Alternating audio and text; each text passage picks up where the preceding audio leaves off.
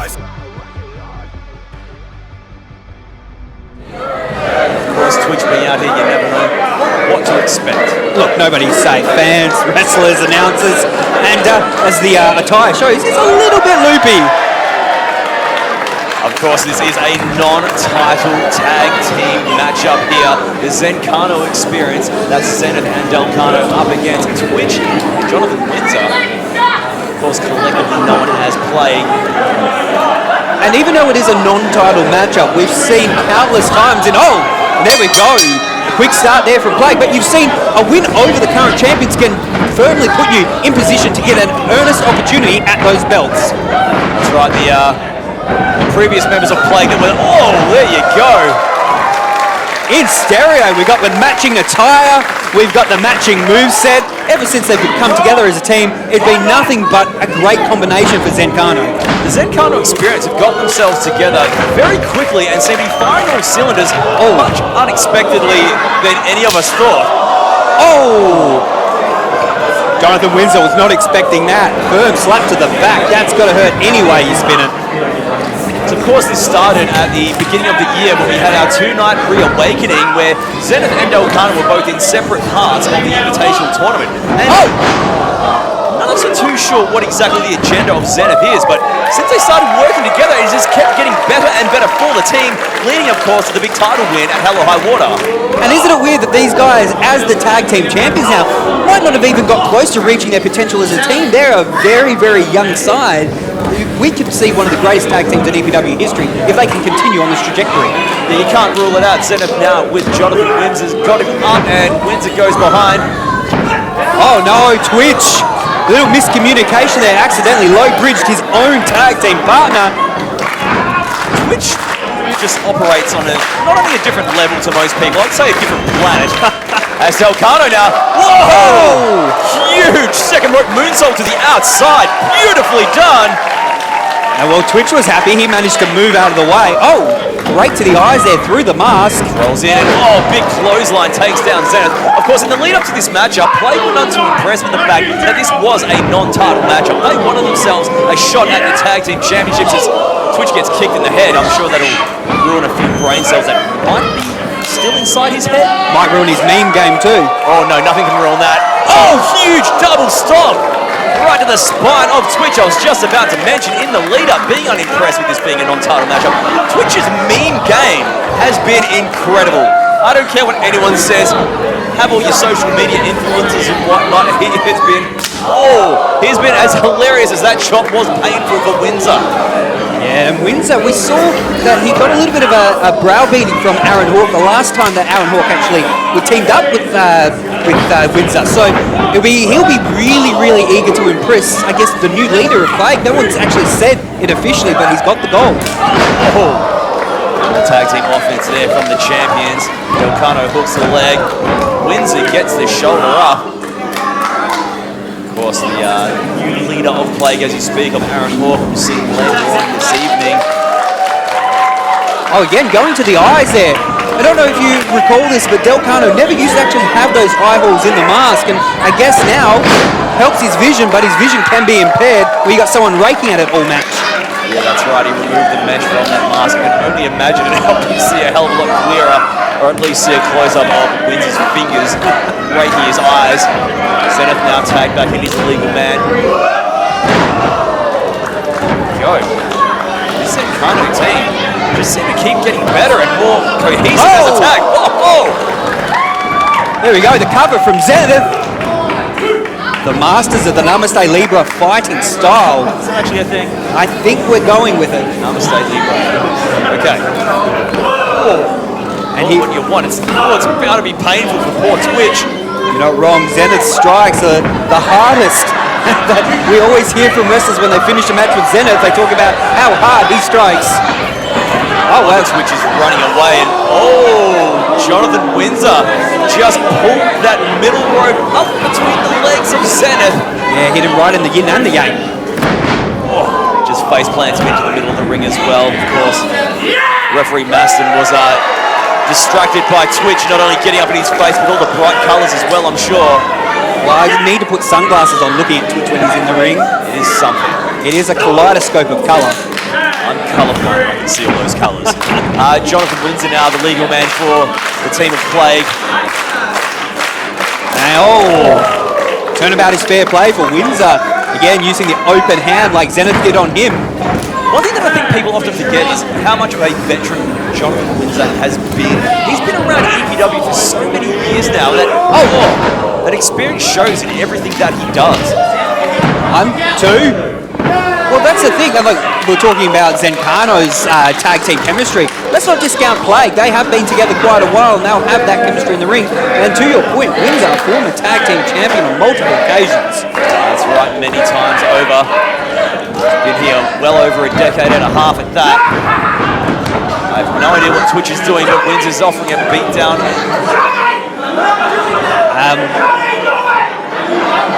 He's saying Johnny do it, but I have no idea what he wants Johnny to do, and I'm not sure Johnny does either. I don't think I want to know. Oh, could be going for some sort of... Oh, okay. Monkey flip? No! Well, whatever it was, it didn't quite go to plan.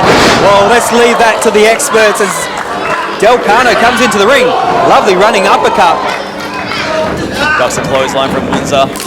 Oh, steps up on Twitch and smashes Windsor down with a swinging DDT. That's it, 2 for the price of 1. Oh, no. Oh, no. No. That's not going to end in a good time. Twitch just can't Wait, what's it doing? Oh, powerbomb into sort of a moonsault to both men. It's innovative offense from the Zencano experience. Windsor gets the shoulder up luckily. The other thing about Zencano being so new to the tag team realm is that people don't know what to expect from them. These tag team maneuvers, we're seeing them for the first time much harder opponents, which I think is definitely something that's going to work in their favour. Don't get me wrong, they train really hard. Two of the hardest trainers at the EPW School of Pro Wrestling. But sometimes I don't think they even know what they're doing. Oh, I know what he's doing now. He's clutching that left knee. Last thing you need to do is give Jonathan Windsor a target to go towards. He's doing just that. Can I get 2 more polar opposites in demeanour as Twitch and Jonathan Windsor? And yes, somehow it comes together. Kind of. And Windsor. Oh! Again, the attack on that left knee. I guess if you ground the high fly, it takes out the biggest strength in his arsenal. Oh! And for all of these antics, Twitch is an absolute master in the ring. When he's switched on, he knows exactly what he's doing and can exploit a weakness as soon as it appears. Unpredictability definitely works in his favour as... Oh, no. That's not legal. That is not legal, and it's really not something I feel comfortable watching. Not at all. Zenith puts a stop to it. Meanwhile, referee Masson's still arguing with Jonathan Windsor in the opposing corner. Yeah, he's neutralised Delcano and maybe sterilised him at the same time. Switch now, lining him up, charges in. Oh, nobody home on that one, and it's just not Twitch's night. There's been a lot of groinal injuries in this match. Delcano desperately trying to make a tag to Zenith. Oh, into the pump handle position. Him up. Oh, into a backbreaker. Beautifully done by Delcano. Gets out of the way. Windsor will regret it coming into the ring. In comes Zenith now off the tag. Oh, huge high knee strike there by Zenith. Big boot to the face of Twitch. Ducks the clothesline, goes behind. Whoa! Suplexes him right on the back of his neck. And what's he going to do here? Oh, Tiger suplex! Holds the bridge as well. It was such velocity that Twitch did not fall into the pinning position, just crumpled up in a heap. Now looking for that snake's way. Say if he locks in the snake's way, we could see a submission here. This one just hurls Twitch into the turnbuckles there. Oh! Down he goes, he's going to make it 2, and thought that was it. Yeah, we saw Twitch. He knew that Zenith was building the momentum, just tried any way he could to get out of his row. Oh, fans are calling for the watchtower. Of course, the finishing maneuver of the Zencano experience. Could be what they're looking for. They're in position. Oh, Windsor takes out Delcano's legs. Which is wrapping up Zenith. Oh, massive headbutt. Oh, beautiful spinning Michinoku driver by Twitch. 360 tour of the arena here. Oh, whoa. Innovative pole driver there by Twitch. Spoke about how unpredictable and unorthodox he is. Zenith luckily interrupts the count. Crowd's quite happy about it as well. Thank goodness for Delcano there as well, because he was just spiked on the top of his head. As you say, an innovative pole driver. Don't think I've ever seen anything like that before. Now Twitch bringing in Windsor, and he points to the outside. Page out of the Zencano experience over the top. Oh, went for the boots. Oh, wow! Just took out the legs from underneath Twitch and launched his knee right into his face. But Delcano now, near fall. Windsor's not happy about that. Oh, step up Enziguri. Did well there, of course, with the bad wheel as well. Another kick by Zenith. Here we go, watchtower position. All aboard. There it is. Oh, watchtower into the perfect pinning position. 2, that's 3.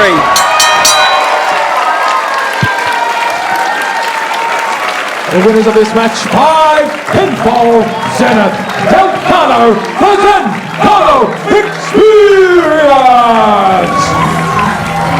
The titles were not on the line, but nonetheless, the Zencano Experience gets the win.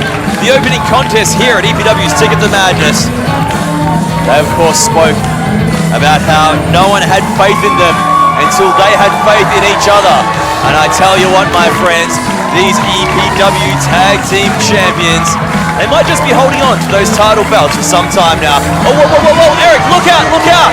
Oh, look, that's Cutthroat and then some. Oh, banned from the rumble, steel chair to the back. James Hartness just plants Delcano down. Casey Johns, Cutthroat and then some.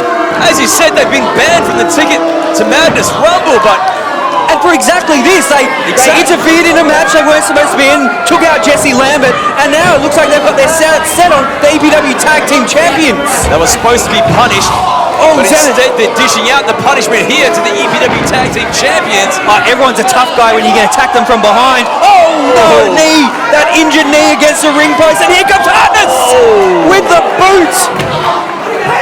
That leg of Delcano's has been decimated at the hands of Cutthroat and then some. Casey Johnson, James Hartness holding on to those tag team titles right there. Making a statement there at Zencano's expense. This is exactly why they were banned from the Rumble, and I don't think they're doing themselves any favors here tonight. We got the referee outside checking on Delcano. He could be seriously hurt here. Well, that's it. The knee that was targeted throughout the match against that steel ring post. And you got to wonder, what was it that motivated Cutthroat and then some to attack the tag team champions? I don't think they need much motivation in general. I think the only thing on their agenda is carnage. And they dispense that about as good as anyone in the EPW roster. But you have to believe there will be repercussions from this. The fact that they were reprimanded and they come out and done this as well, yeah, there will definitely be more to come from this. Yeah, Delcano's not in a good way at all.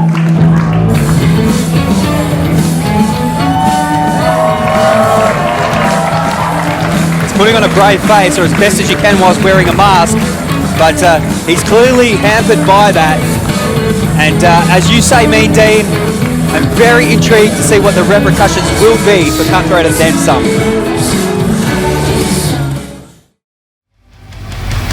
You better recognize!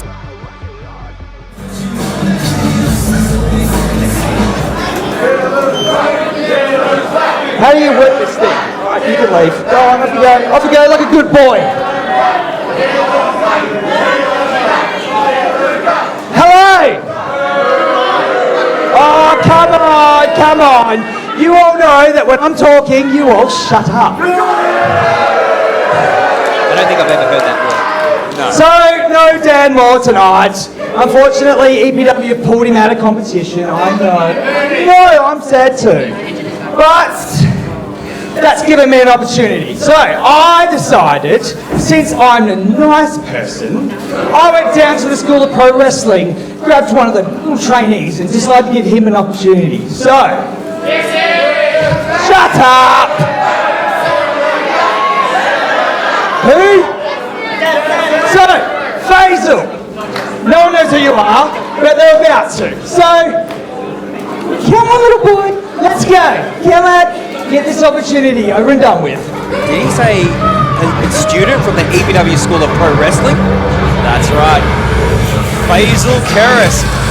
We've seen him at EPW Showcase events, and he's about to step up to the big show here at Gate 1. Making his Gate 1 debut, this is Faisal Chris. Dare to dream, Eric Mack. There is nothing I would like to see more than this young, up-and-coming student of the EPW School of Pro Wrestling walk away with the EPW Coastal Champion and wipe that smirk off the face of Aaron Hall. We've seen some beautiful underdog stories here in professional wrestling. If Faisal Chris can get this done, it may go at the top of the list. Let's just find out what's happening here, because Aaron Hawk walks straight into the lockup and out-muscles Faisal right into the turnbuckle. Faisal Chris, of course, he has a background in the martial arts known as Salat. And Aaron Hawk has a background in just straight up being a jerk. That he surely does. Of course, he won the Coastal Championship back in April. And since then, we have not heard the end of him. Huge Irish whip as he charges in. Faisal gets out the way. Oh, well done, Faisal. The crowd loves it as well. Oh, under now. Oh, he's caught. Oh, wait, here we go. 1, 2. Oh. Faisal Chris was 1 second away from being the new Coastal Champion. I thought he caught him unawares. Oh, wouldn't it be brilliant? Oh, holds on tight there. That'd be good in the Ticket to Madness Rumble. Shoulder to the midsection. Here we go. The top rope sunset flip. 2. Oh. Only 2 again. There is a wealth of talent in the EPW School of Pro Wrestling, and we're seeing someone display here as Faisal takes a massive backbreaker by the Coastal Champion. I don't want to put too fine a point on it, but he might have just snapped that kid in half. It's very possible that is exactly what we just saw. As Aaron Hawk is laying in the boots. Like I said, Aaron Hawk is doing this for a reason. He wants an easy night out here at Ticket to Madness, whilst giving a great opportunity to some of the young talent at the School of Pro Wrestling. Nice vertical suplex. This isn't about opportunity. No, it's not at all. Like I said, he's literally just having a laugh here tonight. Like, no disrespect to Faisal Chris, I reckon he's got a very, very bright upside. Oh, look, there we go, foot on the chest. He has a massive upside. He's got a massive amount of talent and potential ahead of him. But is this the moment for him yet? Like, on paper, no, but again, stranger things have happened as he's fighting from underneath here and then goes back to underneath. Exactly. The smugness of Aaron Hawk is off the charts. Faisal getting a solid chant from the crowd here at the Gate 1 Theatre. I love it. And so Aaron Hawk takes the opportunity to choke Faisal against the ropes.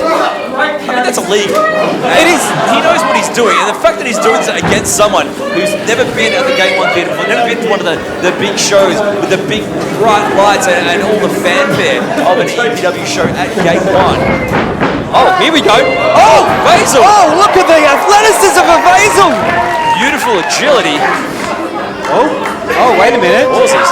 Oh, there you go. How clever was that? Outsmarted the veteran.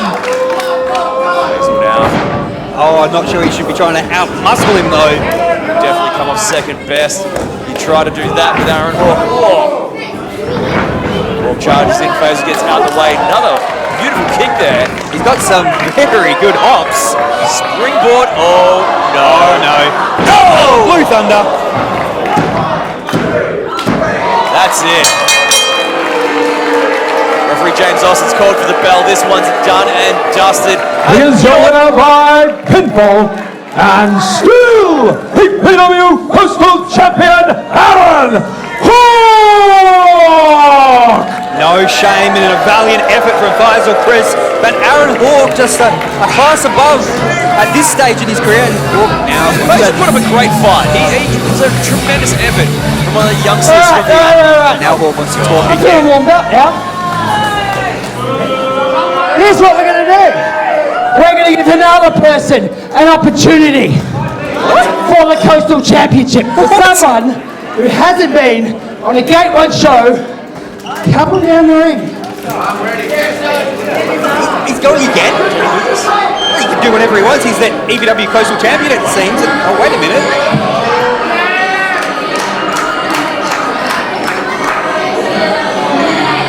He said someone who's never been on Gate 1. And it's the Millennial. Now breaking in front of the ring, Millennial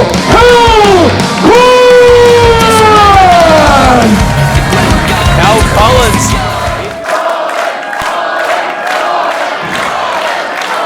Crowd behind Collins, of course. I think regardless of whoever Aaron Hawke is wrestling, they'll be on their side rather than his.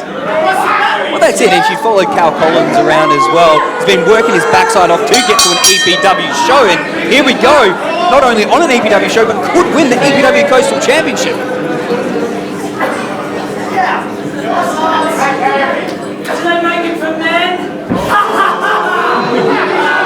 Aaron Hawke talking a gang of trash, and that's what he gets for not taking his opponent seriously, because Cal Collins has come here, he means business, he's got himself a shot at the Coastal Championship, he's going to make it damn well count. All business here for Cal Collins. Straight back on the attack. Hawke with the reversal. What? The brakes on, big boot to the Coastal Champion, charges in with a drop kick. Nicely done. It's been all Cal Collins so far. Dare I say Aaron Hawke's arrogance could be his undoing here. This is his second match in a row now. He came out here, Oh no. just flaunting himself and his championship belt. Oh, neck breaker. Aaron Hawke is a master of offense that just attacks the neck. We've seen him with the vertebreaker finish opponents, but his swinging neck breaker is almost as devastating. And now just going with a boot across the face. Not only does that hurt, but it certainly embarrasses a man and adds insult to injury. And that's exactly what Aaron Hawke's all about. He loves it. He loves to belittle people. He loves to put people down, get in their face, trash talk, get under their skin. And he's mastered it to a perfect art, if there was such a thing. Oh, nice backdrop there as the crowd starts chanting, Hawke sucks. They hate him and gave him a nickname. Collins, though, will not rest easy yet, because he wants to make sure that not only does he put on an impressive performance here, but furthermore, a victory, championship, first night. It's a rarity here in the wrestling business. That it is, of course. The show is EPW's Ticket to Madness, where we have a massive rumble and a huge opportunity in our main event. But it's great to see more opportunity for young up-and-coming wrestlers here on the grand stage of the Gate 1 Theatre, like we've seen with Faisal Chris and here with Cal Collins as well. Well, there's a bit of a theme of the night. We know that the main event championship match between Taylor King has been talking about a new era. Can Cal Collins help to usher in that new era here early in the piece? Great young talent. Oh, good chance to get EPW championships around their waists. Oh, great combination there. Takes the champion off his feet, and the crowd are here for it. Collins is looking the goods, dishing out some awesome offense to Hawke, who's just, another neck breaker. Into the cover, he's counting along with the ref, but won't get to count to 3 yet. Letting Aaron Hawke know that was only 2. I think Aaron Hawke thought this would go a little bit easier than it has. He's lining him up. Here we go, there is that vertebreaker. He nails this, surely it's all over. It's got to be one of the more devastating maneuvers he rolls in all out. pro wrestling. Nicely done by Collins. Now Collins looking for... Oh, standing sliced bread. Is this going to be enough to get the Coastal Championship? Unfortunately not. There was only a slice of bread between the hand and the canvas of the referee. That was very close. And the fans are sensing something special here. That they are. They're erupting into a chant, getting well behind Cal Collins. Aaron Hawke. Aaron Hawke is very slow getting back to a vertical pace. Fans calling for the spear. Oh no! Toe hold. Hawke into an headlock here. Got him locked in. Wrenching that neck. Oh, in Collins. a horrible way. Oh, he no taps. choice. Hawk retains. And don't he just know it? The winner by submission and still EPW Coastal Champion, Aaron Hawk! Aaron Hawk is still the EPW Coastal Champion after having 2 matchups. Hold up, hold up. He's got more to say. He's not going to talk again.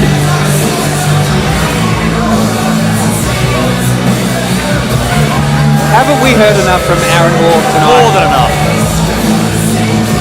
Now he's a dancer too. I would Is go it- that far. Can he do anything and it not look obnoxious? I don't think so. Proof is in the pudding, ladies and gentlemen. I, Aaron Hawk, am the greatest coastal champion in explosive pro wrestling's history. 2 title defenses. I'll happily take anyone, anytime I feel like it. He's feeling himself right now. Confident. Wait a minute. Anyone, anytime. He asked for it. Aaron Hawk may have gone too far, and you know what? I think he's about to get what he deserves. Kyle Stereo, who got a 3 count. There was just no referee against the EPW champion at our last event. Aaron Hawk, this is the definition of biting off more than you can chew. That smug smile on the face of Aaron Hawk is nowhere to be seen right now. Kyle Stereo and EPW's Hella High Water Ladies and took to gentlemen, Mikey put Nicholls your like very hands few together. we've seen before. Here's Kyle Aaron Hawk says he's the greatest coastal champion of all time. He might be the shortest reigning coastal champion now. I tell you what, he better be the best EPW Coastal Champion. He's going to take on not only 2 previous opponents, but now Kyle Stereo. Kyle Stereo fully fit. He's a big ass. Oh, Hawk stepping out of the ring. He's coming back here to say something.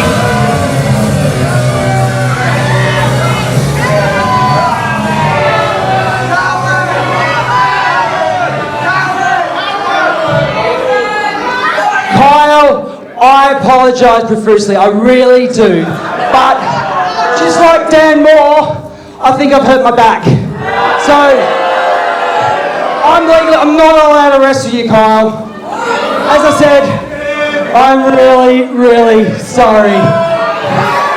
Maybe next time, kid. I can't say I'm surprised, but Aaron Hawk, Oh, running pretty well for someone with a sore back. yeah.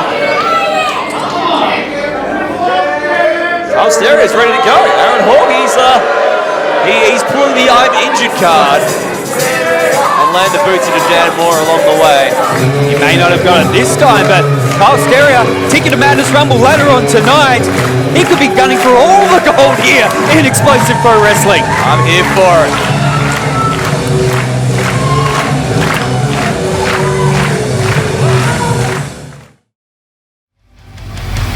You better recognize.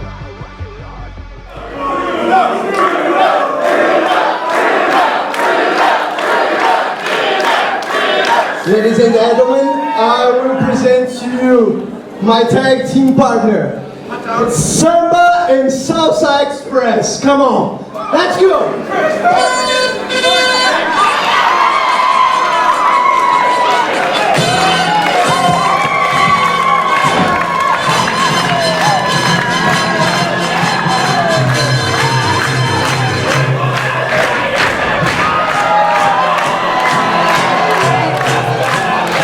Introducing his tag team partner, it's Kyle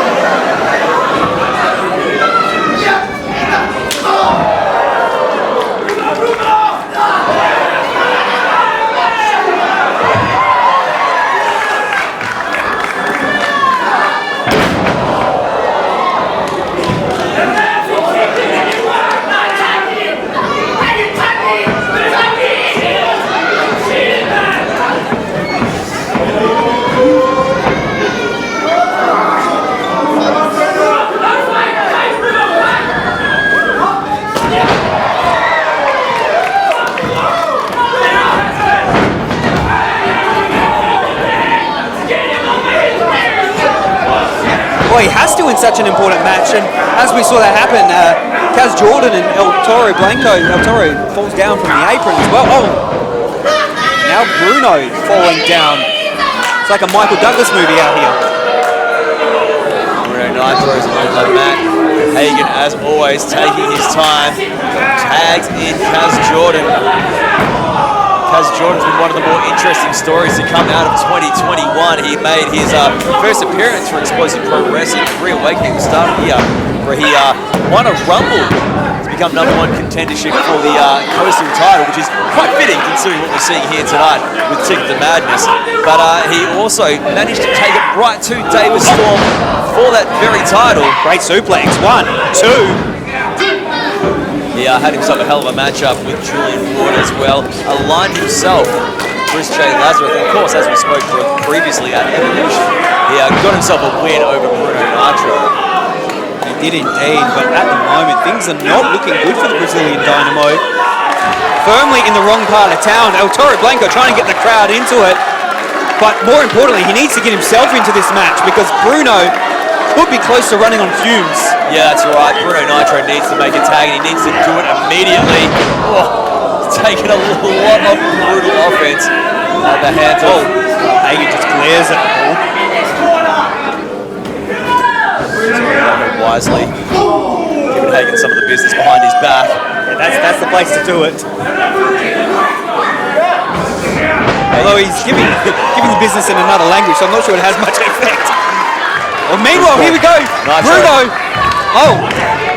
Oh, we saw that Kaz Jordan was going to pull him off the apron. El Toro saw it, and now because of that, the tag is missed, and again, Bruno in the center of the ring with an imposing Hagen standing above him. I mean, El Toro Blanco did the right thing, but it was just a very bad time when Nitro was just inches away from making the tag. And yeah, I didn't know Bulls had such good peripheral vision, but here we are.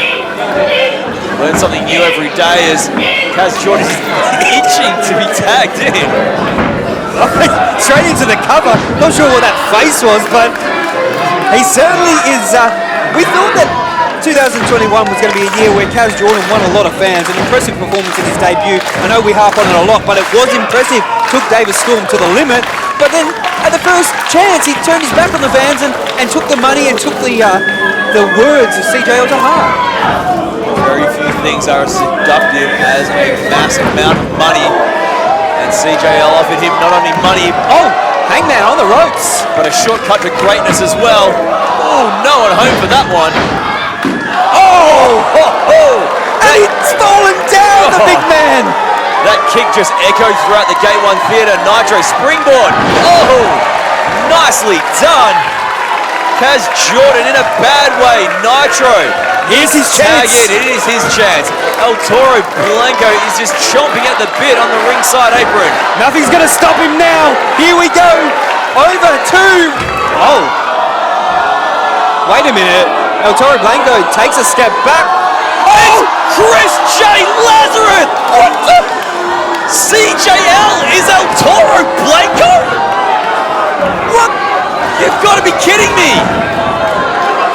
He said he'd have an up-close and personal view of this, and referee Clint Masson deciding to throw this one out, wisely so, because it's now a 3-on-1. All this time? Are you serious? CJL! We've seen El Toro Blanco in Explosive Pro Wrestling for what, like a year now? Ladies and gentlemen, referee Clint Maston has ruled this a no contest. Oh no! And Bruno thought the one man he could trust, the one man he could back in to get that victory, and it turns out it was a jerk in Bull's clothing. Oh! Kaz Jordan just drilled Nitro down. I can't believe that El Toro Blanco has been Chris J. Lazarus the entire time. Sure, he was barred from ringside, but we didn't know that this was something that, he's been planning for like well over 12 months as Hagen, choke slams Bruno Nitro almost through the damn ring. I just can't get over how big of a jerk this CJL is to string Bruno along. Like, this is a long-term plan. Because, as you say, El Toro Blanco's been with us for longer than CJL has been back with us. Yeah, this is, you want to talk about playing the long game. just take you to another level. This is the level of cunning and conniving that Chris J. Lazarus is, the purveyor of potential. He's not only getting the last laugh, but he's getting it all and then some. Bruno Nitro's laid out and in a terrible way. And it's all because of that man.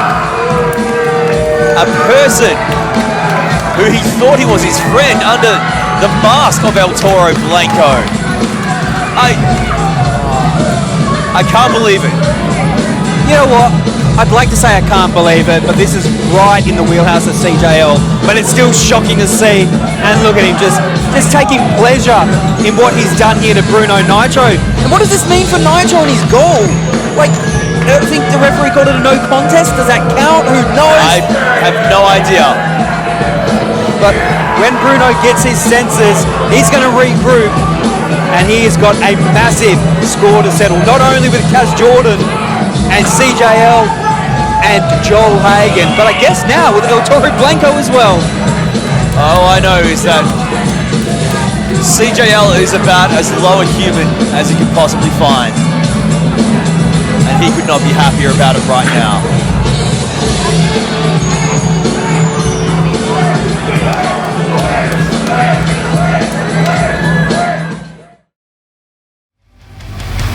You better recognize. Introducing first, the challenger. Weighing in today at 214 pounds. He is a former EPW Tag Team Champion, the Duke Machine, Taylor King!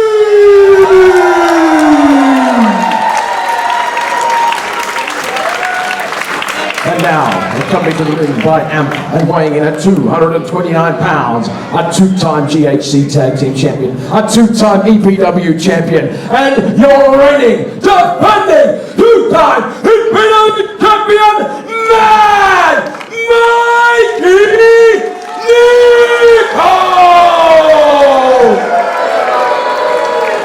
The look on Mikey Nicholls' face speaks volumes. Mikey Nicholls knows how good he is, but he sure is not giving Taylor King the gravity that he deserves to be in the same ring with him right now. And I think Taylor King is just about ready to wipe that look off the champion's face. Referee AC Norris holding up what it's all about. The EPW Championship, we're underway, and the crowd, well, they've got a favourite. That they do. Debuting in 2014 did Taylor King. He was voted Rookie of the Year in 2015 as a former tag team champion. And he's got the EPW champion backing out of the ring to the surprise of, dare I say, all of us. Yeah, taking exception to the support for Taylor King. But it's a wise move as well, because with that support, that already gives that extra bit of energy to Taylor King. He's taken away from the crowd. Mikey Nicholls, of course. He got into this match because of our last show, EPW's Hell or High Water. You can check out on our YouTube channel or our Vimeo channel. And Taylor King won himself a massive 5-man scramble matchup to become the #1 contender. Afterwards, we saw scenes backstage where Taylor King stepped up. Ooh, lucky to get out of that one. Stepped up to Mikey Nicholls and let him know that he was next in line. Mikey Nicholls said that he didn't know who he was and gave him his towel and said, "Watch this, kid." Yeah, you know, with Mikey Nicholls, he is one of the most studious competitors we have. That's why he's so good. He knows exactly what Taylor King is, but it's just a sense that he's trying to throw King off his game, and so far, it hasn't worked. That's right. Like I said, Taylor King debuted in 2014. Mikey Nicholls debuted in 2001. He has one hell of an experience edge over Taylor King, not only here in Western Australia, but all around the damn world. Oh! Big slap to the face. Mikey Nicholls. Oh, and just thrown over the top rope, and Taylor King left to regroup. We've seen the brute force of Mikey Nicholls, and now Taylor King has experienced it firsthand. Taylor King's got himself in tremendous shape to be here for the biggest matchup of his career here tonight. You can train as hard as you want. One thing you can't train for is Mikey Nicholls throwing shots at your head. And speaking of that head now, going against the ropes though, Taylor King wasn't getting out of that. Stands tall, I should say, against the shoulder block. Calls him out, do it again. Just, oh, wow. He got hit in the right ear and probably heard that through the left. Hopefully he's got some hearing left in the ear after this one. I was actually I actually heard from Taylor King earlier on today. I had a chat with him, and he said that this match is only one achy, breaky neck away from him being crowned the new EPW champion. And that's the thing, all he needs is a chance. He's got himself a fighter's chance here tonight. And that achy, breaky neck is one hell of a maneuver that we've seen win many matchups in this company. The thing that we haven't really spoke of, though, is the same night he got himself the #1 contendership. Turnabout is fair play. This time, Taylor King turfing Mad Mikey from the ring. We've seen this before from Taylor King. Mikey also has two, getting into the ring. Oh, shoulder block, knocks down the champ. Champ down twice in a row. At the shoulder of the dub machine, and there you have it as well. Mikey Nicholls, I don't think quite believes what he's seeing here. And now King going straight to the face there, throwing Mikey out of the ring. And in early days, King is in control. Massive surprise to all of us here. I think the crowd's a little stunned as well. I was about to say, at our previous show, Hello High Water, Taylor King not only won the #1 contendership, he also lost those tag team titles that he fought so long to get with. And with Jack Edwards, of course, it was a team of the Zencano Experience who won those belts. But Wait, here comes... is he going to... Oh, King was looking for something on the outside. Mikey using the opportunity to cut that off with a vicious forearm. We've seen many times before in the past, Taylor King loves to get a head of steam and jump over the top ropes to the outside. But instead he's on the outside, getting his chest chopped to hell by Mad Mikey Nicholls. Of course. Mad Mikey Nicholls tanning services in effect. Oh, and again.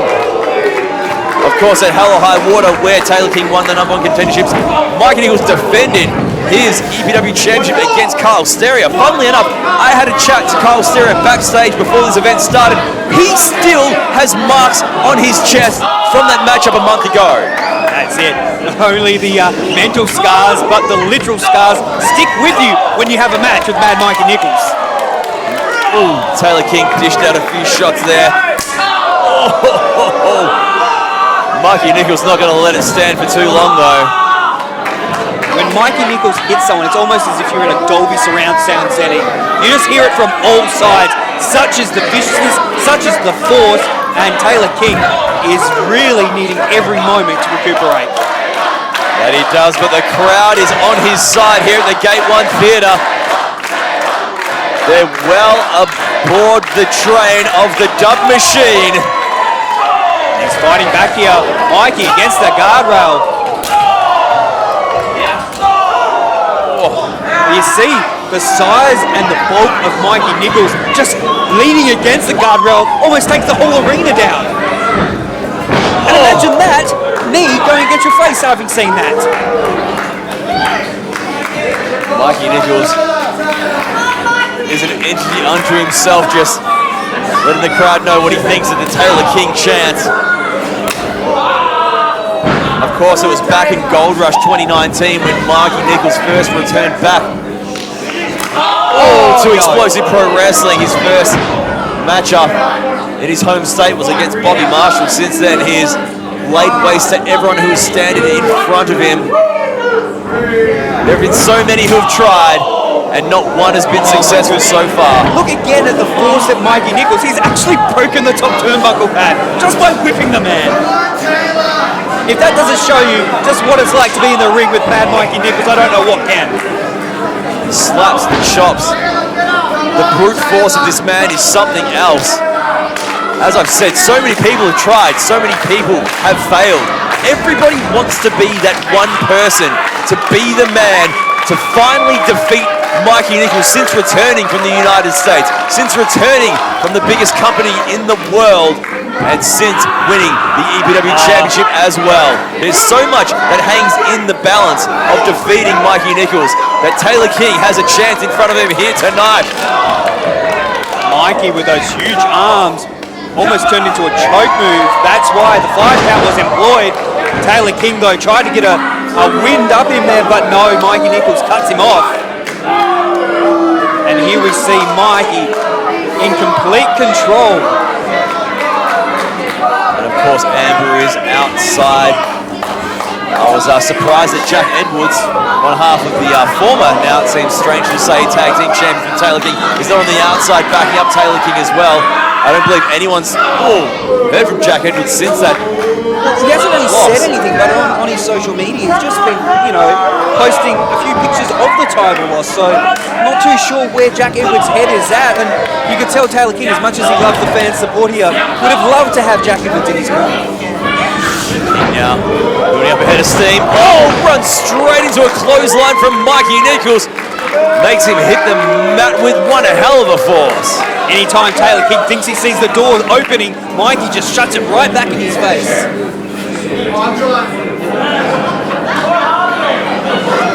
Mikey now enjoying and taking the time to jaw jack with the crowd as well. I don't think there's anything worse than being beat up and have your opponent talk trash. Mikey Nicholls will do that, and he'll dictate the pace to any matchup he's in. We've seen it so many times in his career. Forearms by Mikey Nicholls just rattling the jaw of Taylor King. Manages to turn things around. Mikey, though, a step ahead, going to that suplex position. Oh, wait! Taylor King turns it round! Oh, no, but he just didn't have the strength after the beating he's taken to actually go into a pinfall there. You can see him make the motion to try and do it, but I don't know, is he trying to get some feeling back? Is it his shoulders, his chest? Either way, his body just didn't allow him to capitalize on that opportunity he created for himself. Taken a huge beating so far in this matchup. But it's one thing you've got to expect in a matchup with Mad Mikey Nicholls, the EPW champion. Taylor King has fought so long and hard just to get himself a chance at the EPW championship. He cannot back down. He cannot stop no matter what. Oh. Just straight on assault. Referee AC Norris trying to get Mikey Nicholls to take it out of the corner. Mikey goes to do that, but Taylor's holding on for dear life. That's right, he's putting the brakes on. Oh, much to his detriment. Maybe he should have gone to the other side of the ring. Oh, every time those knife-edge chops of Mikey Nicholls. Oh, well done there, Taylor King. Managing to get Mikey over the ropes again, buying himself an opportunity. Great display of force by the dub machine. He's buying himself a little bit of time here that he needs, but he also doesn't want to give Mikey Nicholls too much time to recuperate himself. Goes to run on the outside. Oh, huge European uppercut. And it might be time. It's time for one for the Flyers. Oh, he's up and over! Wiping out the EPW champion. We've seen it so many times before, but it looks even better with the gold on the line. Impressive feat of agility from a man the size of Taylor King. But you've got to question, as much as that took out of Mikey Nicholls, how much did that, with the energy that Taylor has left, take out of himself as well? It's a very good call, E-Mac. Referee AC Norris dishing out the outside 10 count. We're seeing some of the fans as well trying to get a peer over there to see. A lot of concern for Taylor King after that. King just hurls Mikey Nicholls back into the ring, over the top rope. Oh, with a DDT! Spectacular work there by the challenger. And Mikey gets his shoulder up at 2. 2 count only. We thought that might have been the final beat of the championship reign, but Mad Mikey Nicholls, as strong, as powerful, as impressive as he is, he's also one tough son of a gun. That he is, but all it takes is 3 seconds of time, and Taylor King could be the new EPW champion. Just saw a look on the face of Mad Mikey Nicholls we haven't seen for quite a while. It's a little bit of concern there at the position he's in. Sickening thud of that forearm strike. You are correct though, Mikey Nicholls is a man who was always so cool and composed at every turn. Oh, superplex to the EPW champion. Now that expression has turned to one of sheer pain and anguish. And Taylor King looks out to the crowd. Fans are feeling it. Can Taylor King build off this? He has to. He has to. It is not even a question. He does not have a choice. The crowd is on his side.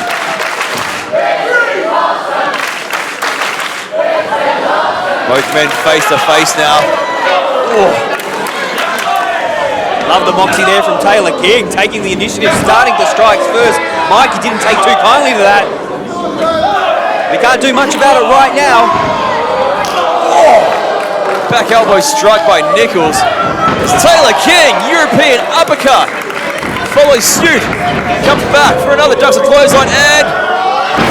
big spine buster by the champion. Oh, looked like he's going for a cover, but no, he's setting it up. We've seen this lariat. Whoa! Taylor King has it scouted, gets the hell out of the way, and rightfully so. Nicholls about to get him up. King, though, Trying to waistlock, maybe going for a German.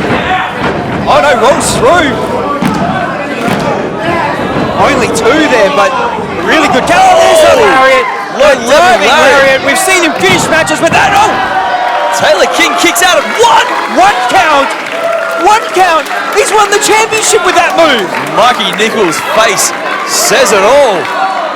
He can't believe it. He has wiped people out with that very move. Taylor King, though, got the shoulder up after one. After one, but now he's in the Death Valley driver clutches. And now in perfect position for the... Oh, one more time. There it is. Count to 10 and 2 and... Taylor King kicked out after a Death Valley driver and a second low-level sliding lariat. I guess, like, you never know when you're going to get another opportunity to be the EPW champion, so you're going to put everything into it. You're not going to lie down easy, and Taylor King is shot. Oh, wait a minute now. Mikey Nicholls, two lariats haven't worked, and he's going straight to skullduggery. What? Referee AC Norris, rightfully so, is accosting him. What the hell does he think he's doing? Right? Why is he doing this? Mikey Nicholls is the very best that this company and the bloody country has to offer. Yet we see time and time again him try to take these shortcuts for reasons I will never understand. And now wisely, as AC Norris is fixing the other turnbuckle, he's exposed the top turnbuckle on the other side.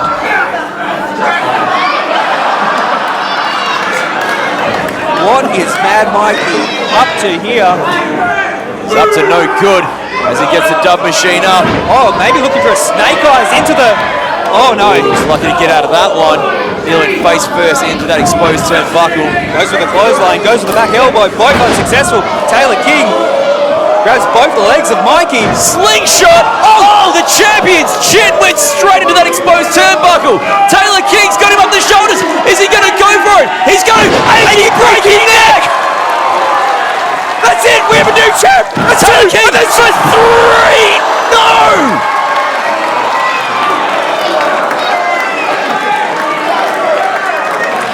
Taylor King called it was...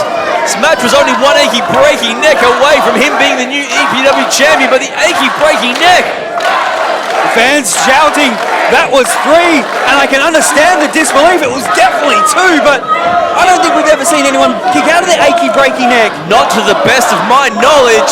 And for Taylor King now, his best shot has been fired and it was unsuccessful in the biggest match of his career. Oh, Amber has the foot of the challenger right now.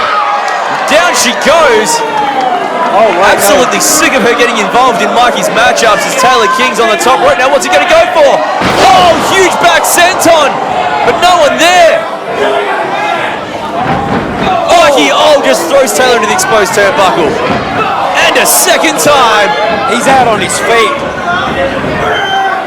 Whoa, drills him. Mikey Nicholls has retained. Oh, look, Amber's made a speedy recovery. How delightful. Who would have thought?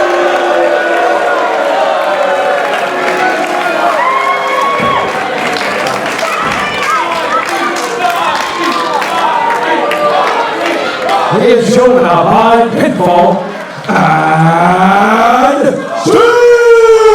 EPW Champion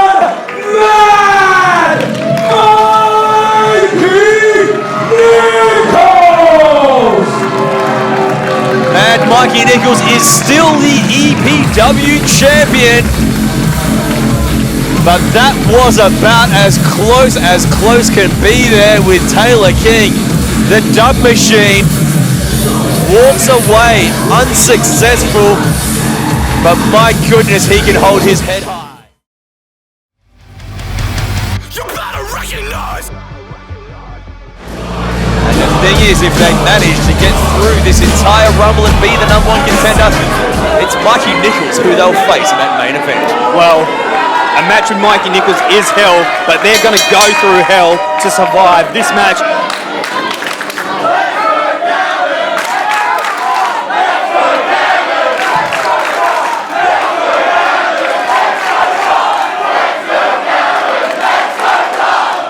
And as impressive as it is for us to see the Don and Gavin McGavin here, in the back of their head, they've got to realise they've got the longest odds right now.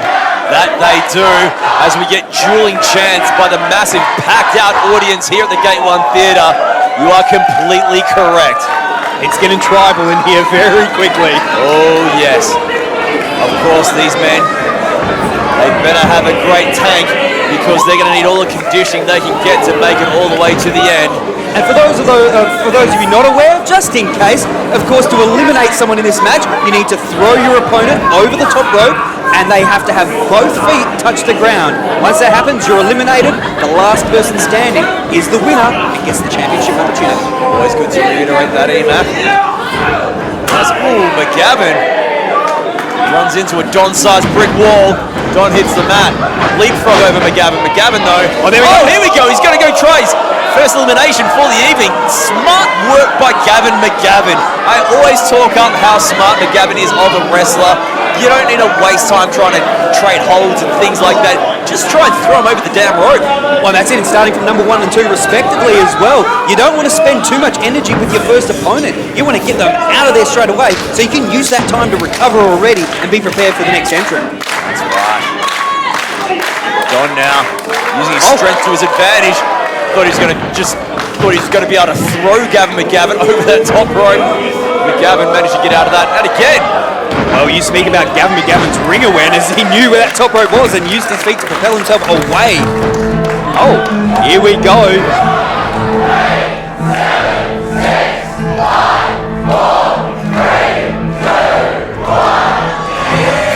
Entrant number 3. Entrant number 3. The biggest prospect, Joel Hagen, the biggest prospect, is about to walk in against the man who cost him his first loss in EPW. And you see McGavin and Don have just stopped. The faces say it all. They're going straight for the big man. Oh. They tried to get on the same page to stop this giant who's just... Choke slam! Massive choke slam. Make it a double.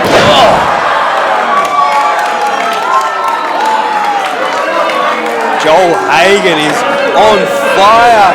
Of course, being part of that ruse earlier on tonight. I'll go you one better. Not only about him being on fire and a part of the ruse or whatever, this is just a large man. A big, heavy human. How are people going to get him over that top rope to eliminate him? Oh, look, and Don, he was trying to do it straight away, but you see straight away, moving a person of that size, even to get them to the ropes, let alone over it. As then, Joel Hagen just manhandles it on into the corner. McGavin jumping on the back, trying to cut off the circulation to the biggest prospect's head. Why wouldn't you? Of course, if you have been staying tuned to EPW social media at EPW Perth on all forms of socials, most of the competitors had a lot to say going into this matchup, and the Don said it's been a long time since he's had gold around his waist, and it's time to change that up and get his own ticket to the main event of ReAwakening 20. Hagen down on one knee. It's a rarity. Oh, huge snap there by the monster. Man, they're bringing the man down, but they're bringing him down. He's going to have to pick him back up to throw him out.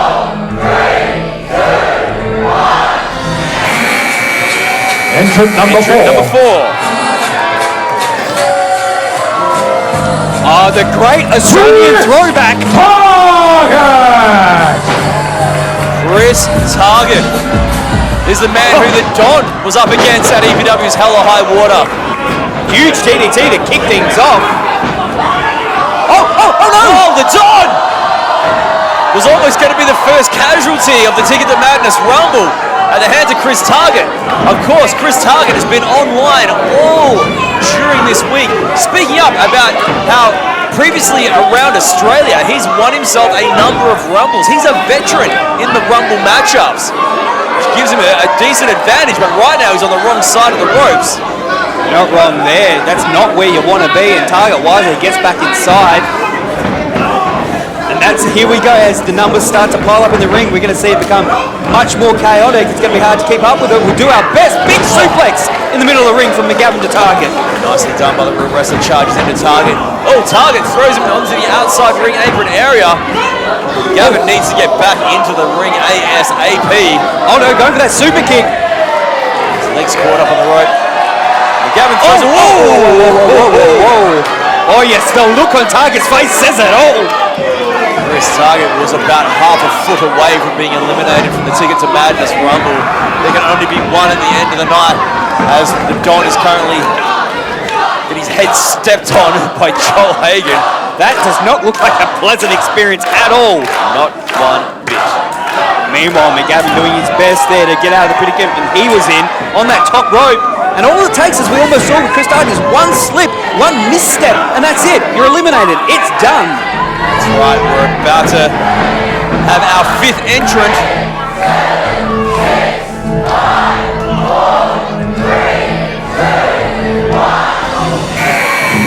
Who's it going to be? Number 5.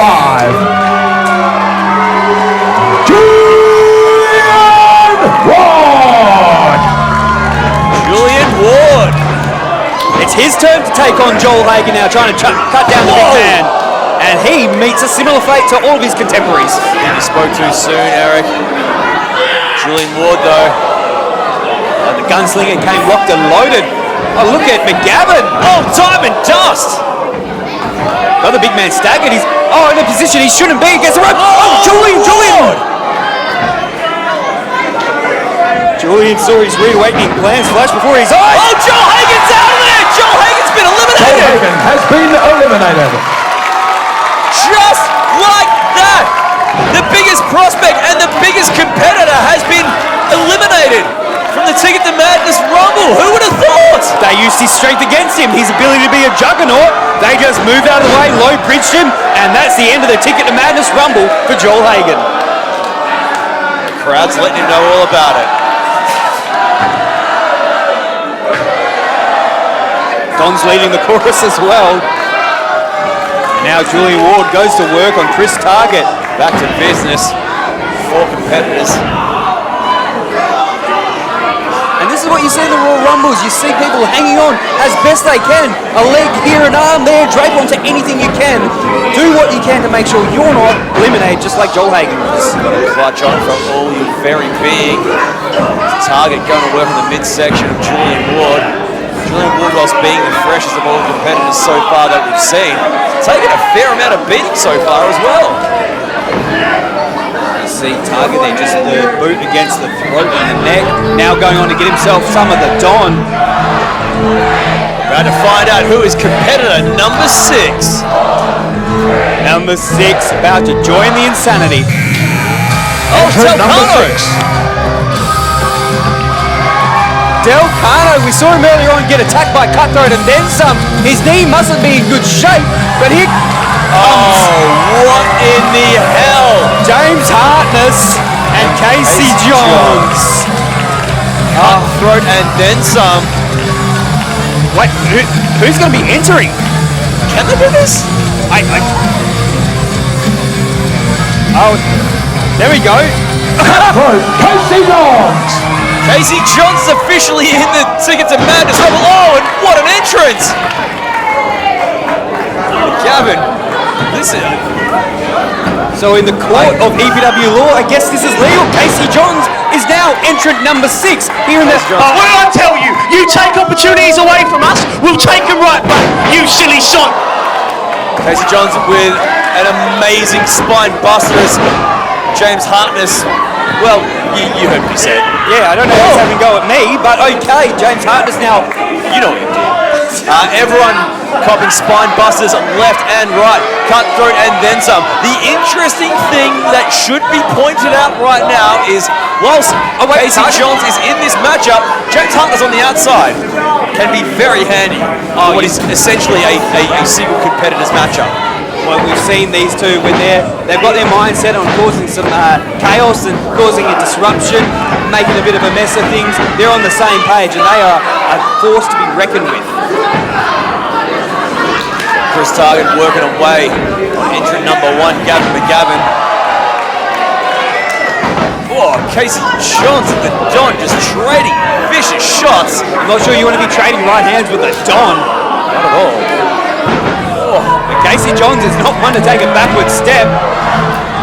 And now it's time to find out who will be entrant number 7. I'm excited. Who's it going to be? Entrant number 7, Mr. Metal, Ryan Allen. Oh, he's only gone and done it! The petition has worked, and Ryan Allen is entrant number 7 in the Ticket to Madness Rumble. Surely you follow us on all forms of EPW social media or our YouTube or even our website, epwperth.com. Ryan Allen started a petition, and Phoenix splashes his way into the Ticket to Madness Rumble. Ryan Allen and Jordan Bishop started a petition to get themselves into this Rumble. Did you sign it?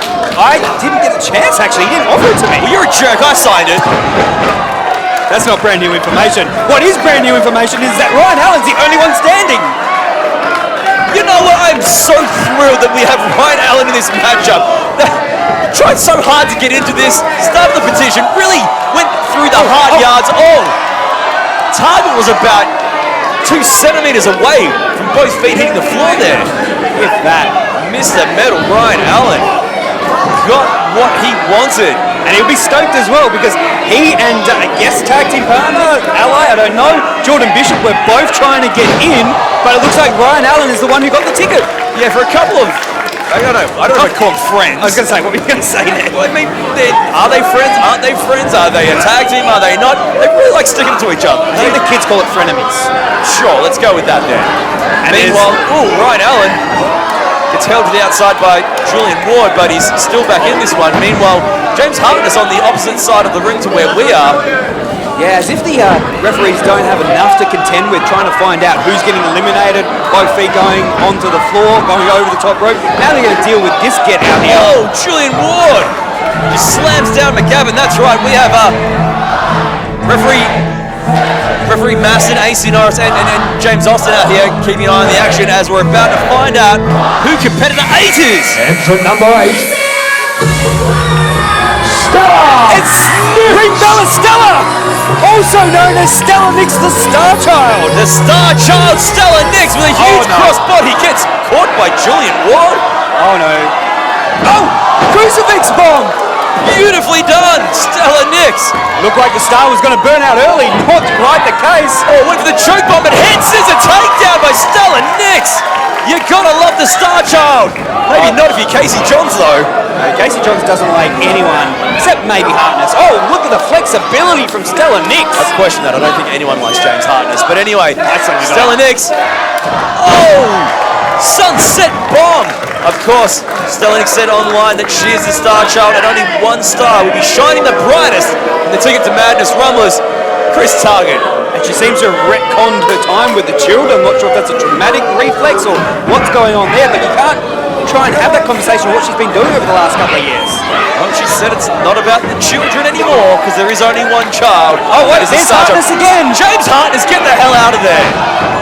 Oh, no! Stella Nix. Stella Nix has been eliminated. And by the letter of Rumble law, unfortunately, even though that get himself is not in this match, Stella Nix has hit the floor. Oh, McGavin very close to getting Target unawares. We spoke earlier about how Chris Target's a veteran in Rumble matchups and has a great winning record in them. We've seen him come so close to being eliminated so many times, but manages to stay in. I think that's his experience showing there. As Stella Nix makes her way to the backstage area, unfortunately. Oh, Ward! The man with the outlaw state of mind. Clutching onto that bottom rope wisely so, because Casey Johns is not going to let up one single little bit as entrant number 9 awaits.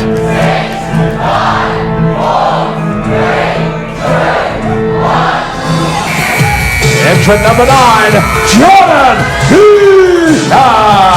Oh no, the multi-tap is out. Both men into the Ticket to Madness Rumble, and Ryan Allen, I'm not sure if he's, no, he's annoyed. He's definitely annoyed that the petition has worked, and both Brian Allen and Jordan Bishop are in the Ticket to Madness Rumble. Well, they both had petitions. They both clearly got enough signatures. Did you sign his petition?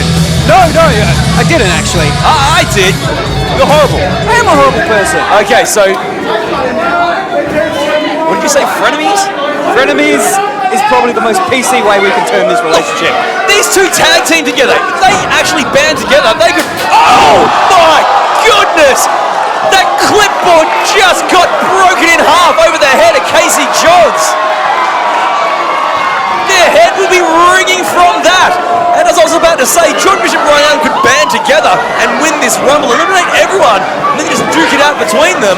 Oh my goodness. Oh, wow. Look at the teamwork. When they're on, they are an amazing team. It's just getting them on the same page. Brian Allen just kicked the plug out of Casey Johns' ear. Oh. Now, kicking the face of Chris Target. Whoa. And now, the choice is clear for these two. They're going to get Chris Target, they're going to throw him over the top rope and into his elimination. Oh, Target again! I don't think there's been a competitor that's been on the outside ring apron more than him throughout this matchup. But like what he's doing here, just clasping his legs around that rope to not let himself fall. And now you see the Don was stomping the legs, trying to break that grip, and then turns his attention to Jordan Bishop as we're about to be joined by our next entrant. Of course, you'll know James Harton has just saved Casey Johns from elimination once more. Entrant number 10. Entrant number 10, Kaz Jordan. We'll let his full intro play. It'll be time for entrant number 11. But hey, Kaz Jordan's had a hell of a night tonight. The irreprehensible damage they did to Bruno Nitro earlier this evening, and that utter betrayal by who we thought was El Toro Blanco. It was a clever move earlier in the night, and it's also a clever move right now because Kaz Jordan is not rushing to the ring. He is taking his sweet time, which is a great strategy in a Rumble match. Oh, definitely. Take as long as you possibly can before walking into this Rumble, because look at everyone in the Rumble. But do you remember it was a Battle Royal situation where Kaz Jordan debuted and won, and I think all of the competitors know that this is a match that Kaz excels in. Oh wait, Target! Using the opportunity to try and eliminate Don. Don wise to it. And now breaking down once more here in the middle of the ring. Casey Johns almost got Julian Ward out of the matchup. Oh! As Jordan kicks him. Oh no! Bit of a misfire there. Connection issues. Jordan Bishop, they're out of there. Game Brian Allen over. has been eliminated. And Jordan Bishop has been eliminated. They're arguing on the outside, but the one thing that is not up for argument is the fact that, unfortunately for those two, they're both eliminated. Yeah, they're not going to be happy. There's going to be more arguing to follow this. They're going to make more videos, aren't they? Oh, you know that's going to happen. I might rage quit some of them. To be fair, it is fun to watch, but we have to say goodbye to Jordan Bishop and Brian Allen, as it looks like it's time for another competitor. Number 11. We've passed the halfway point of competitors in this one. Who's it going to be? Entrant number 11.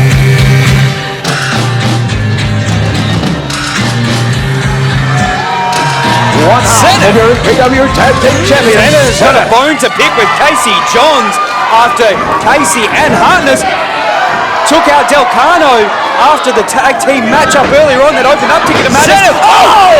Huge knee strike, and Casey Johns is out of there! Casey Johns has been eliminated. And he's letting them know all about it. It was after their tag team matchup that Cutthroat and then some just attacked the tag team champions. Zenith is furious. Their best laid plans are now unsuccessful as Kaz throws Zenith over the top. Oh, Casey Johnson grabbing at Hayden Zenith. Now Hartness now. Can somebody please get Cutthroat and then some out of here? Oh, huge drop kick. Oh, Zenith's eliminated. Zenith has been eliminated. Oh, Zenith's not happy. Oh, he's punching on with James Hartness now. We've got ourselves a brawl, my friends. Hooliganism at its finest here. And and now the referees got Casey and Hartness restrained, but we need to get them out of here, because as long as they're out here, they're just going to cause chaos. And unfortunately for Zenith, because of that, his time in the Ticket to Madness Rumble is short, and it's over. That's right. Has Jordan, meanwhile, doing quite well since entering. McGavin and Don Michael Morleone In there from the get-go. that they have. It is nearing the 20-minute mark so far. Target holding on for dear life, as is Jordan, who is... Oh, lovely drop kick from Ward, but not enough to move Jordan off the apron, and here we go. Entrant number 12. Entrant number 12. Bruno Bruno Nitro must be smarting from what happened earlier in the night, but can he turn his fortunes around and get himself a ticket to madness? As Jordan looks a little concerned right now. I mean, Bruno Nitro took a hell of a beating. Is he going to be able to enter the Rumble? Oh yeah, here he is. Here he is. And he is pointing out Kaz Jordan. Yeah, whilst he's beaten, he's taking... Oh, get the hell out of here. Joel Hagen. Haven't you done enough? Haven't all of them... CJL is the most reprehensible person in EPW history. The way he's just sending his goons, and look at that! Oh! Curb stomp on the entrance ramp. And now Kaz Jordan's telling Hagen to throw him in. Joel Hagen's already been eliminated from this bloody match. The hell is he doing here? Well, that's it, and with all the referees tied up with what's happening out here, they really can't control what's happening in the backstage area in the entranceway. Hagen dumps him in, and now Jordan, unfortunately for Nitro, dumps him out. Bruno Nitro has been eliminated. Hope you're proud of yourself, CJL. Oh, there's no doubt he's proud of himself. Oh, wait a minute, McGavin almost catching Kaz unawares. We saw, of course, at ReAwakening 19, it was Kaz who caught Gavin McGavin unawares. Well, like you said, he's got to be one of the favourites with how well he did in that Rumble we saw at ReAwakening. You certainly can't rule him out of this one. Sure, what we just saw him do to Bruno Nitro was horrible, and sure doesn't take a tough individual to do such a thing. But it's not necessarily a tough individual that always wins a Rumble match. It may be the most cunning. Very true. As we await entrant number 13 here. Lucky for some. Entrant number 13. Jesse Lambert. I don't think it matters what number this guy drew. He could draw 21 and still lose. Jesse Lambert.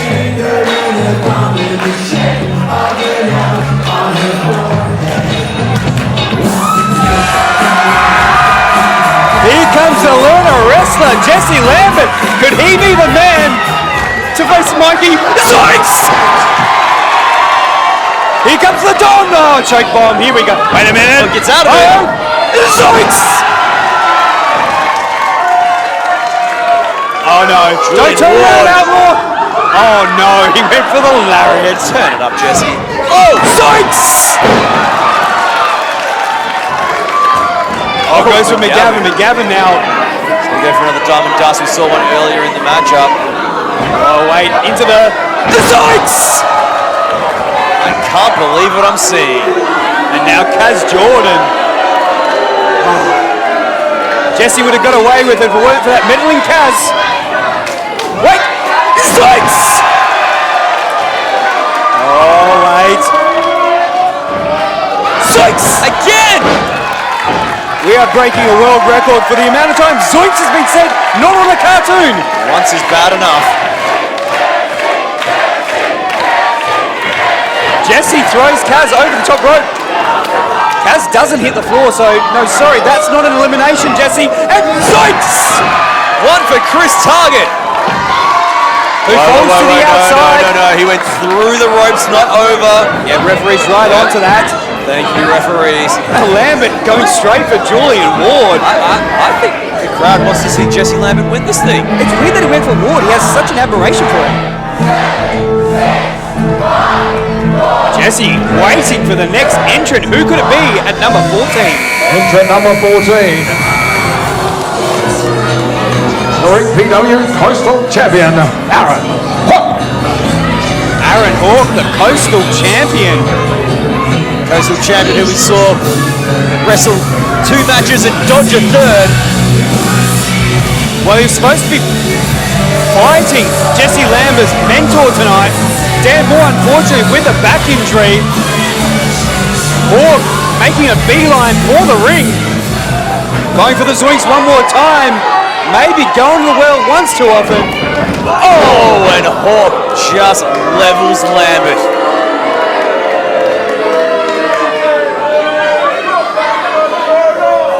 He's going to throw him out now. I know, Lambert holds on. Not so fast, Mean Dean. Now, Kaz Jordan. Narrowly, he escapes elimination. game plan from Aaron Hawk is on point, just trying to throw people. Oh! Lovely running clothesline there from Jesse Lambert now. He's going to be the one to throw at Aaron Hawk, is he? Surely not. He's going to go old school? Oh, no. How can it be old school? Wasn't he born in like 2005? Oh, no. Old school, a questionable tactic in any match for Jesse Lambert, let alone a rumble as Hawk. Put him out of his misery. Oh, the crowd does not like Jesse that one Lambert bit. has been eliminated. But nonetheless, Jesse Lambert has been eliminated. It's one thing to come in with a game plan, but it probably shouldn't be one that involves you stepping onto the top rope.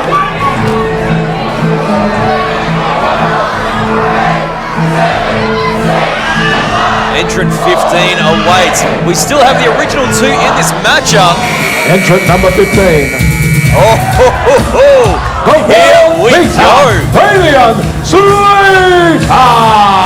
Damian Slater, number 15. What an amazing spot for the world beater to get into.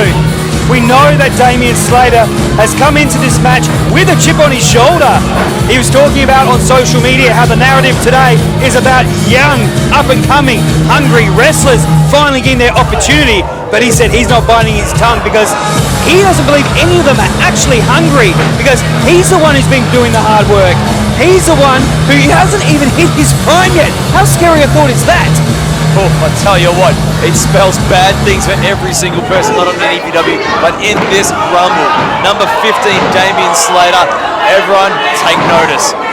As he also pointed out, he's been undefeated for almost 2 years now as well.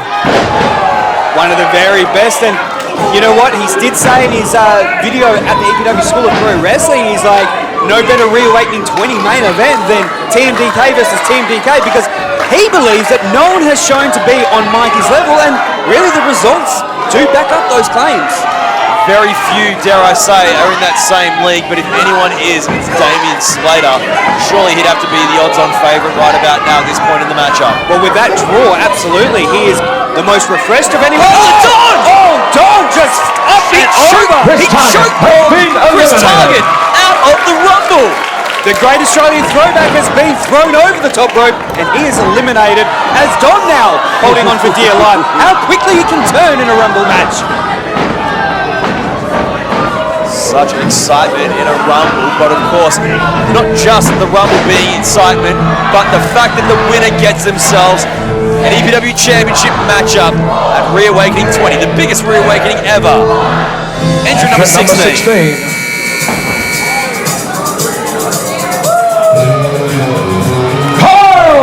We heard this music earlier on, and it's music to the ears of everyone except Aaron Hawk. Look at the face of Aaron Hawk, it says so much. And Aaron Hawk runs out of the ring through the middle rope, it must be said. Oh, Stereo. Oh! Oh, Stereo. It can be argued that had Mikey Nicholls beat, no arguing about the way he's just dispatched of Julian Moore then. Oh, Kaz using that leap to jump out of harm's way. Kyle follows him. Oh, sit-down powerbomb. We now have the strongest competitor. Oh, wait. In this matchup here now. He comes Hawk from behind.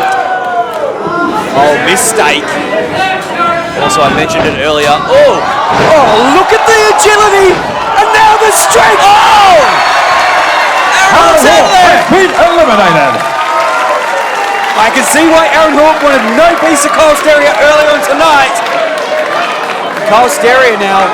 Kyle Stereo is a man of focus after falling short against Mikey Nicholls. Oh, Slater. We saw the training partners, the friends there, Don and Kyle, about to face off. Oh, spine buster. Kyle Stereo, who if you look at his chest, still has marks from getting shot by Mikey Nicholls over a month ago. That is the mark that Mikey Nicholls leaves, literally there. But now, we talk about every person being for themselves in a matchup like the Rumble, but when you got an ally like Don and Cole have in there right now, it's got to be nothing but favours for them. Well, without a doubt. And you see them teaming up now against Damian Slater. Well, Kyle Stereo said it. He had himself a chance at the EPW title and almost had it, but he's ready to punch his return ticket to madness and get a shot at Mikey Nicholls once more. Entrant number 17.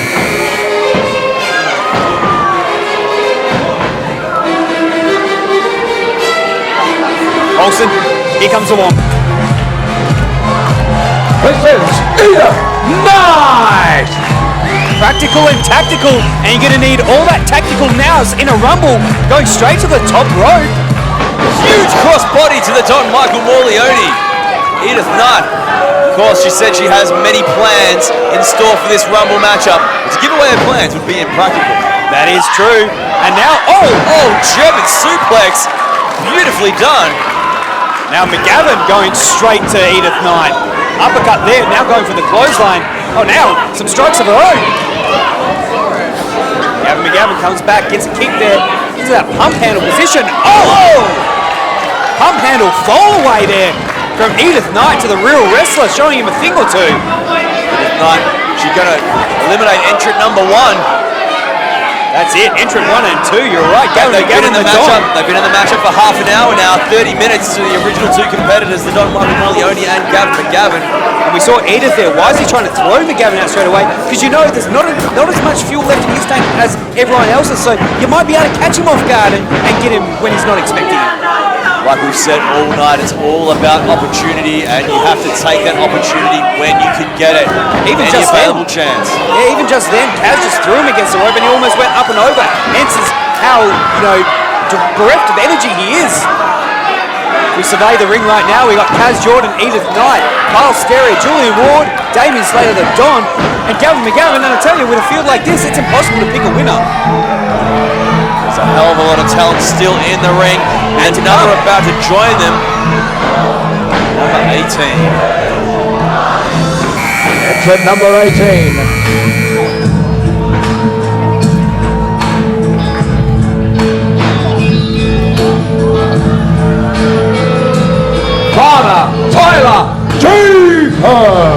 Father Jacobs is about to enter this Rumble.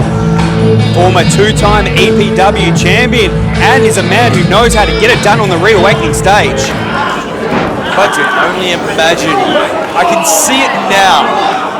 Father Jacobs versus Mikey Nicholls, ReAwakening 20 main event. 2 EPW originals. The story writes itself. You're not wrong there, and for Father Jacobs, the story is the story of the lights, and saving Edith Knight. We saw that he's on the lookout for his golden child. And a lovely suplex. Father Jacobs checking if Edith is okay. She didn't seem that interested in joining the light. Oh no. And there we go. Oh no, there goes Father Jacobs. Father Jacobs is out of there. Has been eliminated. Faith can test you. And his faith in Edith Knight possibly being his golden child, I think it's cost him there. I really wanted to see 2 EPW originals in the main event of our biggest ReAwakening yet. 20 years after the... Anyway. Yeah, I'm sorry, Mean Bean, you're not going to be seeing Jacobs versus Nicholls, but I tell you what, there is a bereft of, emotions there for Father Jacobs. It might have cost himself that opportunity on his own by saving Edith Knight. Actually going back on in the ring though. So Edith Knight and McGavin working against each other. We got Julian Ward and Kaz Jordan in one corner. Slater laying low. There are people everywhere. And the second last. Number 19 is about to enter. Stereo. Entrant number 19.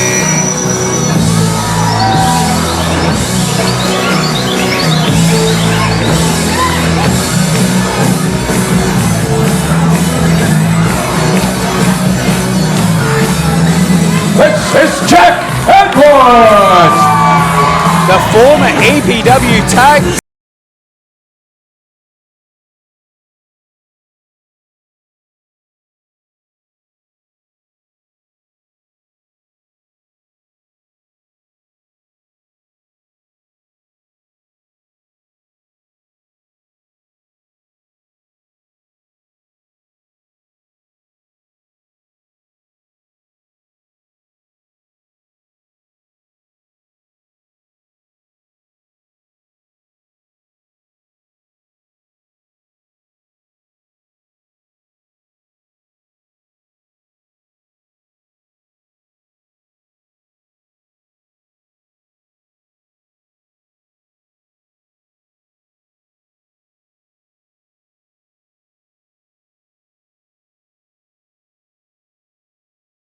Get his backside in there, and maybe not. Maybe he shouldn't have. Got his backside in there, right into the world beater, one of the very best this country has to offer. Damien Slater. Slater not taking kindly to. But Edwards! Look at that! Manages to keep himself in it. Now the shoulder to Slater. Here we go. Back into the ring comes Edwards. Rolls through there into. Spinning suplex. Maybe he's feeling it now. There's a little bit of fire inside Jack Edwards. And there is a little bit of Don waiting for Jack Edwards. In fact, a lot of bit of Don. Here's a handspring. Counter.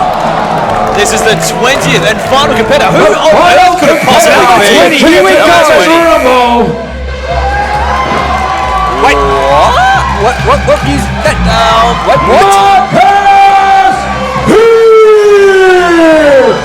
Surely Wait, not. no, Jones Good, I know that's his music, but he walked out of EPW. He said he wasn't going to come back until EPW gave him something that he deserved. And Has someone got the... Jones got... I don't know if production run can sheet hear or us. something? How do you know about Marcus Pitt? He walked out. He said he wasn't going to be back. Oh no. Marcus Pitt! Marcus Pitt is here! What is... Wait, Marcus Pitt... He's not meant to be here, but he's here! He's entrant number 20 in the Ticket to Madness Rumble! Is this EPW management sucking up to Marcus Pitt? I mean, they knew he was going to walk out. Have they given him number 20 as, I guess, a make good? Your guess is as good as mine. That makes a little bit of sense, but... F5! If that's the case, we can't have someone as dangerous as Marcus Pitt having this over the EPW roster and EPW management. And then, there goes Edwards and Kaz Jordan, just like that. At the same time. Edith Knight now trying to get Pitt. I'm not sure that's a wise idea. Pitt has come in, and pardon my French, but he is a pissed off man, and he's just calling on Edith to just keep on swinging.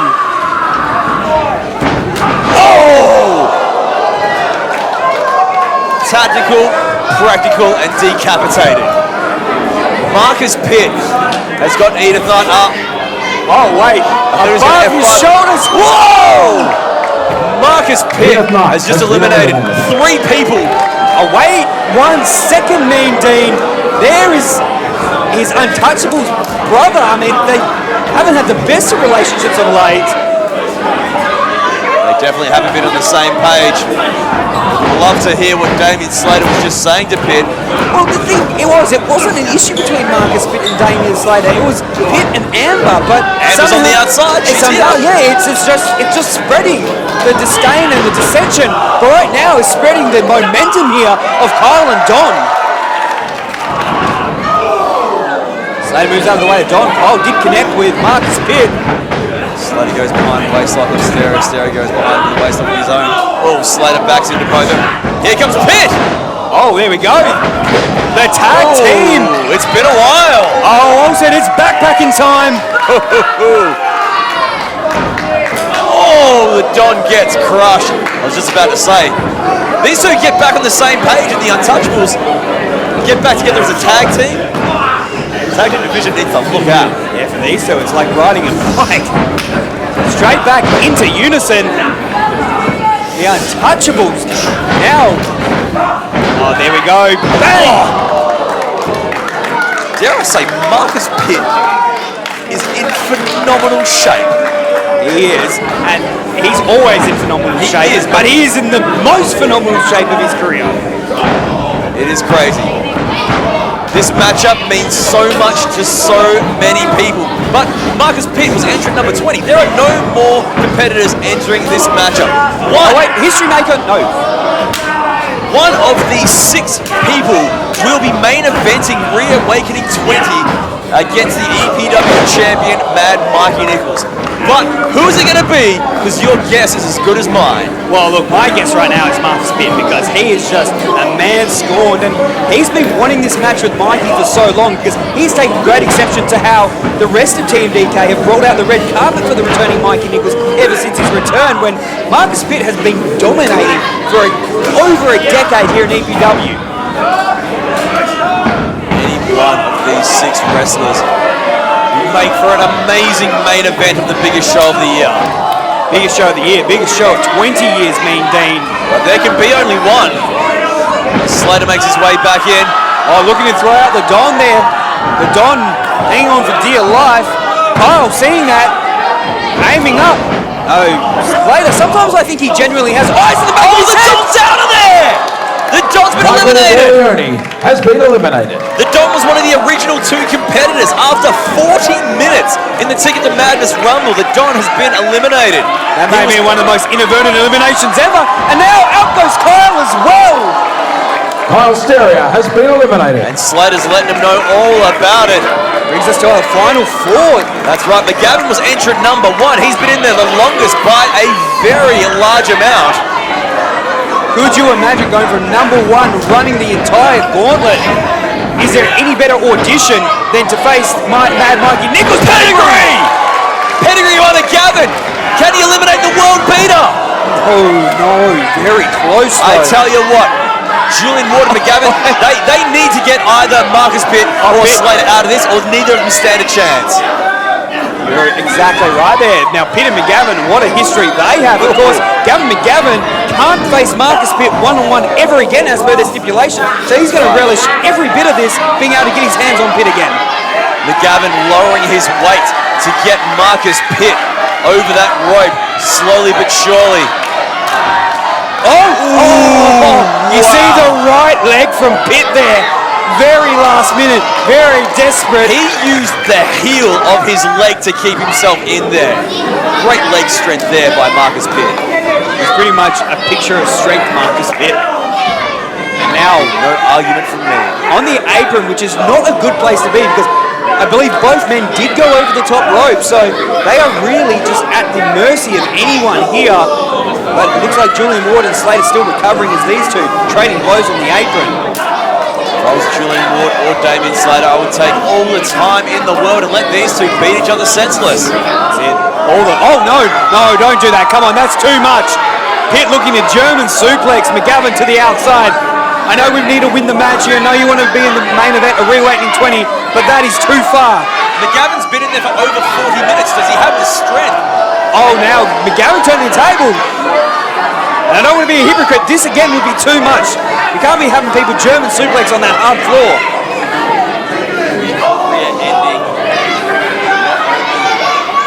Ending of the rumble for either competitor. Such a thing doesn't take place. They're in the most dangerous. Oh, what? Pedigree on the out. Oh! He's going to F5 him. He's going to F5 McGavin out of the rumble. Oh! McGavin eliminated. Gavin McGavin has been eliminated.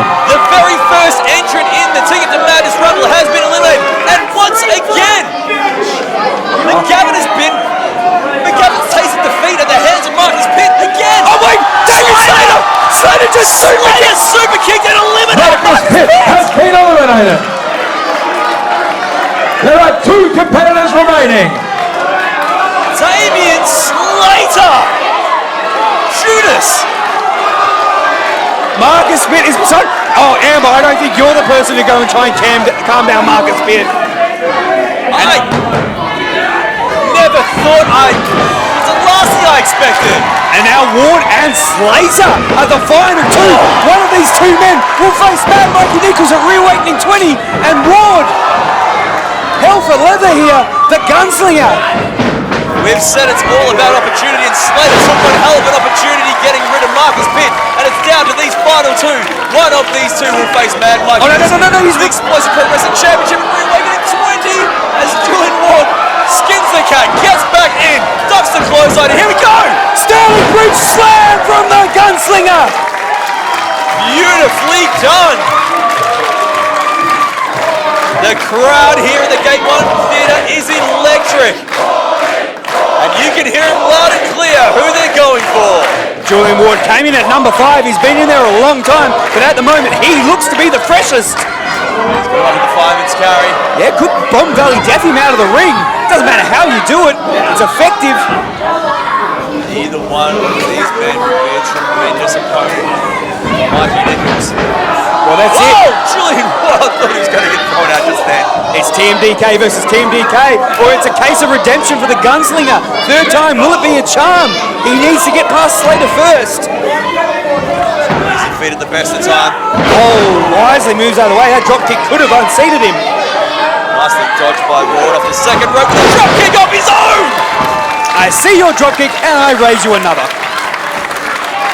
Slater now regrouping himself. He's on the mat. Crowd firmly behind Julian Ward. He's feeling it.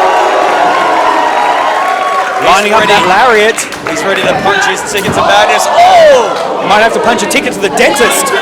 Slater with a huge super kick. Ward. Lariat! On the blockbuster! He's done it! Julian Ward has won the Rumble!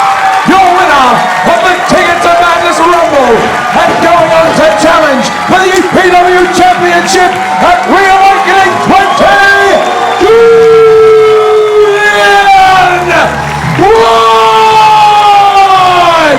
20 men entered, but only one stands tall at the end, and that man is Julian Ward. He will main event ReAwakening 20, the biggest show in explosive pro wrestling history. And Mikey Nicholls, hold on tight to that EPW Championship because this man is ready for you.